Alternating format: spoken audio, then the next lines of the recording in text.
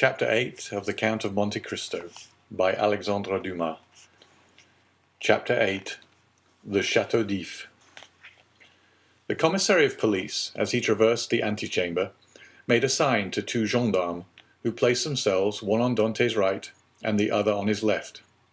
A door that communicated with the Palais de Justice was opened, and they went through a long range of gloomy corridors, whose appearance might have made even the boldest shudder. The Palais de Justice communicated with the prison, a sombre edifice that from its grated windows looks on the clock tower of the Accoul.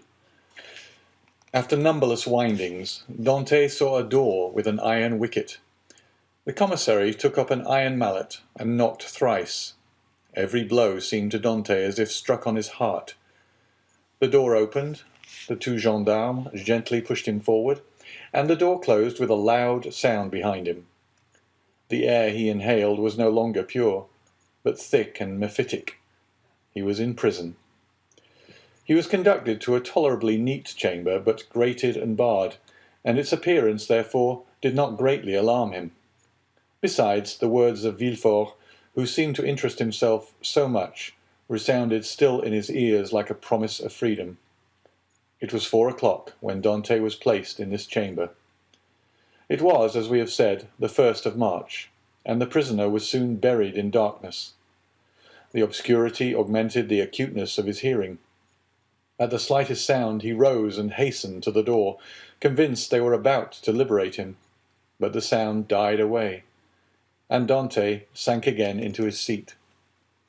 At last, about 10 o'clock, and just as Dante began to despair, steps were heard in the corridor. A key turned in the lock. The bolts creaked, the massy oaken door flew open, and a flood of light from 2 torches pervaded the apartment. By the torchlight, Dante saw the glittering sabres and carbines of 4 gendarmes. He had advanced at first, but stopped at the sight of this display of force. "Are you come here to fetch me?" asked he. "Yes," replied a gendarme. "By the orders of the deputy procureur?" "I believe so." The conviction that they came from M. de Villefort relieved all Dante's apprehensions. He advanced calmly and placed himself in the centre of the escort. A carriage waited at the door. The coachman was on the box, and a police officer sat beside him. "Is this carriage for me?" said Dante. "It is for you," replied a gendarme. Dante was about to speak, but feeling himself urged forward, and having neither the power nor the intention to resist, he mounted the steps, and was in an instant seated inside between 2 gendarmes. The 2 others took their places opposite, and the carriage rolled heavily over the stones. The prisoner glanced at the windows. They were grated. He had changed his prison for another that was conveying him he knew not whither. Through the grating, however, Dante saw they were passing through the Rue Caisserie and by the Rue Saint-Laurent and the Rue Taramie to the port. Soon he saw the lights of La Consigne. The carriage stopped. The officer descended, approached the guardhouse. A dozen soldiers came out and formed themselves in order. Dante saw the reflection of their muskets by the light of the lamps on the quay. "Can all this force be summoned on my account?" thought he. The officer opened the door, which was locked, and without speaking a word, answered Dante's question, for he saw between the ranks of the soldiers a passage formed from the carriage to the port. The 2 gendarmes who were opposite to him descended first. Then he was ordered to alight, and the gendarme on each side of him followed his example. They advanced towards a boat which a custom-house officer held by a chain near the quay. The soldiers looked at Dante with an air of stupid curiosity. In an instant he was placed in the stern sheets of the boat, between the gendarmes, while the officer stationed himself at the bow. A shove sent the boat adrift, and 4 sturdy oarsmen impelled it rapidly towards the Pilon. At a shout from the boat, the chain that closes the mouth of the port was lowered, and in a second they were, as Dante knew, in the Frioul and outside the inner harbour. The prisoner's first feeling was of joy at again breathing the pure air, for air is freedom. But he soon sighed, for he passed before La Réserve, where he had that morning been so happy, and now, through the open windows, came the laughter and revelry of a ball. Dante folded his hands, raised his eyes to heaven, and prayed fervently. The boat continued her voyage. They had passed the Tête de Morte, were now off the Anse du Pharaon, and about to double the battery. This manoeuvre was incomprehensible to Dante. "Whither are you taking me?" asked he. "You will soon know." "But still—" "We are forbidden to give you an explanation." Dante, trained in discipline, knew that nothing would be more absurd than to question subordinates, who were forbidden to reply, and so he remained silent. The most vague and wild thoughts passed through his mind. The boat they were in could not make a long voyage. There was no vessel at anchor outside the harbour. He thought perhaps they were going to leave him on some distant point.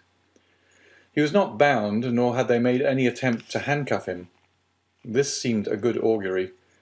Besides, had not the deputy, who had been so kind to him, told him that provided he did not pronounce the dreaded name of Noirtier, he had nothing to apprehend? Had not Villefort, in his presence, destroyed the fatal letter, the only proof against him? He waited silently, striving to pierce through the darkness. They had left the Île Ratonneau, where the lighthouse stood on the right, and were now opposite the Point des Catalans. It seemed to the prisoner that he could distinguish a feminine form on the beach, for it was there Mercédès dwelt. How was it that a presentiment did not warn Mercédès that her lover was within 300 yards of her? One light alone was visible, and Dante saw that it came from Mercédès' chamber. Mercédès was the only one awake in the whole settlement. A loud cry could be heard by her, but pride restrained him, and he did not utter it. What would his guards think if they heard him shout like a madman? He remained silent, his eyes fixed upon the light. The boat went on, but the prisoner thought only of Mercédès. An intervening elevation of land hid the light. Dante turned, and perceived that they had got out to sea. While he had been absorbed in thought, they had shipped their oars and hoisted sail. The boat was now moving with the wind. In spite of his repugnance to address the guards, Dante turned to the nearest gendarme, and taking his hand, "Comrade," said he, "I adjure you, as a Christian and a soldier, to tell me where we are going. I am Captain Dante, a loyal Frenchman, thought accused of treason. Tell me where you are conducting me, and I promise, on my honour, I will submit to my fate." The gendarme looked irresolutely at his companion, who returned for answer a sign that said, "I see no great harm in telling him now." And the gendarme replied, "You are a native of Marseille, and a sailor, and yet you do not know where you are going?" "On my honour, I have no idea." "Have you no idea whatever?" "None at all." "That is impossible." "I swear to you, it is true. Tell me, I entreat." "But my orders—" "Your orders do not forbid your telling me what I must know in 10 minutes, in half an hour, or an hour. You see, I cannot escape, even if I intended." "Unless you are blind, or have never been outside the harbour, you must know." "I do not." "Look round you, then." Dante rose and looked forward, when he saw rise within 100 yards of him the black and frowning rock on which stands the Chateau d'If. This gloomy fortress, which has for more than 300 years furnished food for so many wild legends, seemed to Dante like a scaffold to a malefactor. "The Chateau d'If?" cried he. "What are we going there for?" The gendarme smiled. "I'm not going there to be imprisoned," said Dante. "It is only used for political prisoners. I have committed no crime. Are there any magistrates or judges at the Chateau d'If?" "There are only," said the gendarme, "a governor, a garrison, turnkeys, and good thick walls. Come, come, do not look so astonished, or you will make me think you are laughing at me in return for my good nature." Dante pressed the gendarme's hand as though he would crush it. "You think, then," said he, "that I am taken to the Chateau d'If to be imprisoned there?" "It is probable, but there is no occasion to squeeze so hard." "Without any inquiry? Without any formality?" "All the formalities have been gone through. The inquiry is already made." "And so in spite of Monsieur de Villefort's promises?" "I do not know what Monsieur de Villefort promised you," said the gendarme, "but I know we are taking you to the Chateau d'If. But what are you doing? Help, comrade, help!" By a rapid movement, which the gendarme's practised eye had perceived, Dante sprang forward to precipitate himself into the sea, but 4 vigorous arms seized him as his feet quitted the bottom of the boat. He fell back, cursing with rage. "Good," said the gendarme, placing his knee on his chest. "Believe soft-spoken gentlemen again. Harkee, my friend, I have disobeyed my first order, but I will not disobey the second, and if you move, I will blow your brains out." And he levelled his carbine at Dante, who felt the muzzle against his temple. For a moment, the idea of struggling crossed his mind, and of so ending the unexpected evil that had overtaken him. But he bethought of Monsieur de Villefort's promise, and, besides, death in a boat from the hand of a gendarme seemed too terrible. He remained motionless, but gnashing his teeth and wringing his hands with fury. At this moment the boat came to a landing with a violent shock. One of the sailors leapt on shore. A cord creaked as it ran through a pulley, and Dante guessed they were at the end of the voyage, and that they were mooring the boat. His guards, taking him by the arms and coat collar, forced him to rise, and dragged him towards the steps that led to the gate of the fortress, while the police officer, carrying a musket with fixed bayonet, followed behind. Dante made no resistance. He was like a man in a dream. He saw soldiers drawn up on the embankment. He knew vaguely that he was ascending a flight of steps. He was conscious that he passed through a door, and that the door closed behind him, but all this indistinctly as through a mist. He did not even see the ocean, that terrible barrier against freedom, which the prisoners look upon with utter despair. They halted for a minute, during which he strove to collect his thoughts. He looked around. He was in a court surrounded by high walls. He heard the measured tread of sentinels, and as they passed before the light, he saw the barrels of their muskets shine. They waited upwards of 10 minutes, certain Dante could not escape. The gendarme released him. They seemed awaiting orders. The orders came. "Where is the prisoner?" said a voice. "Here," replied the gendarme. "Let him follow me. I will take him to his cell." "Go," said the gendarme, thrusting Dante forward. The prisoner followed his guide, who led him into a room almost underground, whose bare and reeking walls seemed as though impregnated with tears. A lamp, placed on a stool, illumined the apartment faintly, and showed Dante the features of his conductor, an under-jailer, ill-clothed and of sullen appearance. "Here is your chamber for tonight," said he. "It is late, and the governor is asleep. Tomorrow, perhaps, he may change you. In the meantime, there is bread, water, and fresh straw, and that is all a prisoner can wish for. Good night." And before Dante could open his mouth, before he had noticed where the jailer placed his bread or the water, before he had glanced towards the corner where the straw was, the jailer disappeared, taking with him the lamp and closing the door, leaving stamped upon the prisoner's mind the dim reflection of the dripping walls of his dungeon. Dante was alone in darkness and in silence, cold as the shadows that he felt breathe on his burning forehead. With the first dawn of day, the jailer returned, with orders to leave Dante where he was. He found the prisoner in the same position, as if fixed there, his eyes swollen with weeping. He had passed the night standing and without sleep. The jailer advanced. Dante appeared not to perceive him. He touched him on the shoulder. Edmond started. "Have you not slept?" said the jailer. "I do not know," replied Dante. The jailer stared. "Are you hungry?" continued he. "I do not know." "Do you wish for anything?" "I wish to see the governor." The jailer shrugged his shoulders and left the chamber. Dante followed him with his eyes and stretched forth his hands towards the open door, but the door closed. All his emotion then burst forth.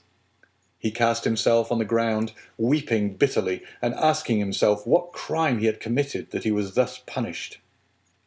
The day passed thus. He scarcely tasted food, but walked around and round the cell like a wild beast in its cage. One thought in particular tormented him, namely that during his journey hither he had sat so still, whereas he might, a dozen times, have plunged into the sea, and, thanks to his powers of swimming, for which he was famous, have gained the shore, concealed himself until the arrival of a Genoese or Spanish vessel, escaped to Spain or Italy, where Mercedes and his father could have joined him. He had no fears as to how he should live. Good seamen are welcome everywhere. He spoke Italian like a Tuscan, and Spanish like a Castilian. He would have been free and happy with Mercedes and his father, whereas he was now confined in the Chateau d'If, that impregnable fortress, ignorant of the future destiny of his father and Mercedes, and all this because he had trusted to Villefort's promise. The thought was maddening, and Dante threw himself furiously down on his straw. The next morning, at the same hour, the jailer came again. "Well," said the jailer, "are you more reasonable today?" Dante made no reply. "Come, cheer up. Is there anything that I can do for you?" "I wish to see the governor." "I have already told you it was impossible." "Why so?" "Because it is against prison rules, and prisoners must not even ask for it." "What is allowed, then?" "Better fare, if you pay for it, books, and leave to walk about." "I do not want books. I am satisfied with my food, and do not care to walk about. But I wish to see the governor." "If you worry me by repeating the same thing, I will not bring you any more to eat." "Well then," said Edmond, "if you do not, I shall die of hunger, that is all." The jailer saw by his tone he would be happy to die, and as every prisoner is worth 10 sous a day to his jailer, he replied in a more subdued tone, "What you ask is impossible, but if you are very well behaved, you will be allowed to walk about, and some day you will meet the governor, and if he chooses to reply, that is his affair." "But," asked Dante, "how long shall I have to wait?" "Ah, a month, 6 months, a year." "It is too long a time. I wish to see him at once." "Ah," said the jailer, "do not always brood over what is impossible, or you will be mad in a fortnight." "You think so?" "Yes. We have an instance here. It was by always offering 1,000,000 of francs to the governor for his liberty that an abbé became mad, who was in this chamber before you." "How long has he left it?" 2 years. "Was he liberated then?" "No. He was put in a dungeon." "Listen," said Dante. "I am not an abbé. I am not mad. Perhaps I shall be, but at present, unfortunately, I am not. I'll make you another offer." "What is that?" "I do not offer you 1,000,000 because I have it not. But I will give you 100 crowns if, the first time you go to Marseille, you will seek out a young girl named Mercedes at the Catalan, and give her 2 lines from me." "If I took them and were detected, I should lose my place, which is worth 2,000 francs a year, so that I should be a great fool to run such a risk for 300. "Well," said Dante, "mark this.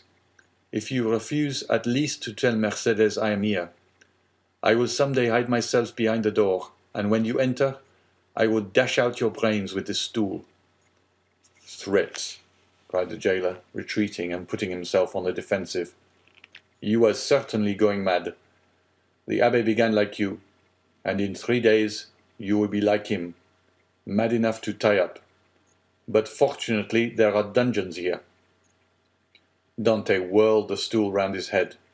All right, said the jailer. "All right, since you will have it so, I will send word to the governor." "Very well," returned Dante, dropping the stool and sitting on it as if he were in reality mad. The jailer went out and returned in an instant with a corporal and 4 soldiers. "By the governor's orders," said he, "conduct the prisoner to the tier beneath." "To the dungeon, then?" said the corporal. "Yes, we must put the madman with the madmen." The soldiers seized Dante, who followed passively. He descended 15 steps, and the door of a dungeon was opened, and he was thrust in. The door closed, and Dante advanced with outstretched hands until he touched the wall. He then sat down in the corner until his eyes became accustomed to the darkness. The jailer was right. Dante wanted but little of being utterly mad. End of chapter 8.